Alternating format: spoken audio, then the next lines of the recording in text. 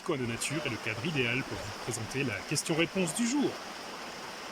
En cette période estivale, vous êtes nombreux à me demander ou à vous demander s'il faut continuer à vous entraîner, notamment dans les sports de combat. Est-ce qu'il faut continuer à boxer? Est-ce qu'il faut continuer à s'entraîner en kick, en karaté, en arts martiaux, peu importe? La réponse est oui. Vous devez continuer à maintenir une activité sportive. Et oui, vous devez en profiter pour récupérer, prendre un peu de repos. Je m'explique. Le repos fait partie de votre préparation, à condition qu'il soit géré de manière intelligente. La séance, la saison a pu être longue pour ceux qui pratiquent en compétition. Donc, repos, récupération, le corps a besoin de ça pour repartir de plus belle.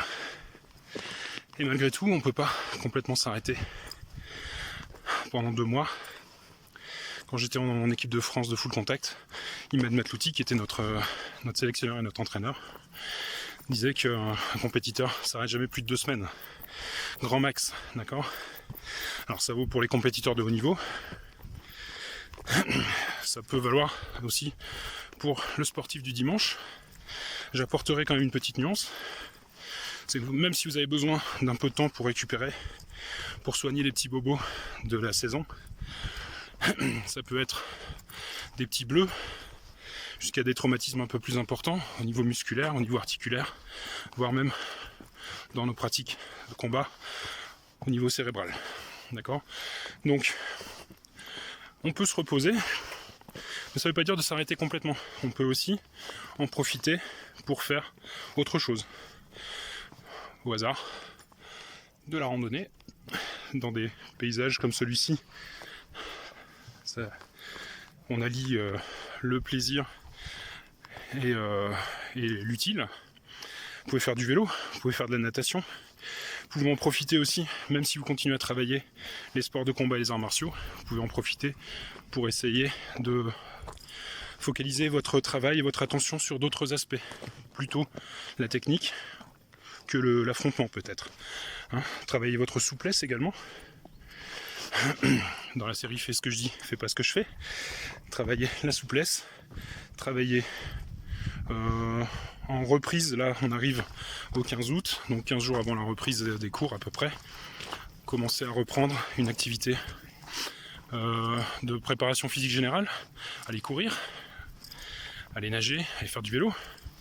Et puis dans la pratique un peu loisir mais sportive, vous pouvez faire du roller aussi, vous pouvez faire du tennis, comme j'ai pu le faire cette semaine.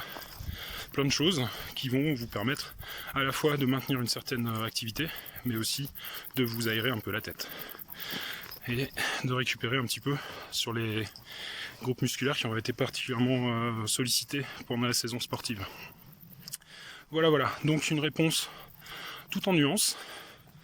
On peut s'arrêter, on peut se reposer, mais on ne doit pas complètement quitter le monde du sport pour autant. Vous avez l'opportunité du coup de faire autre chose, de sortir un petit peu du cadre de votre dojo, de votre salle de boxe, de votre salle de muscu pour d'autres choses, vivre d'autres choses.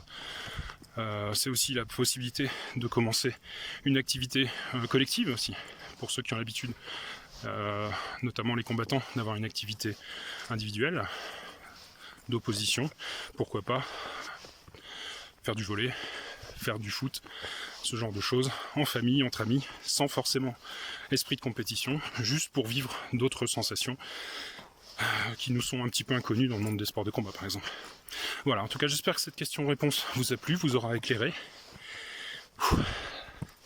Ça monte, mais c'est magnifique.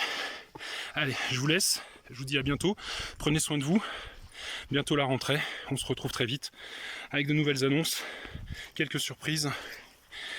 Allez, à bientôt, gardez la pêche, prenez soin de vous.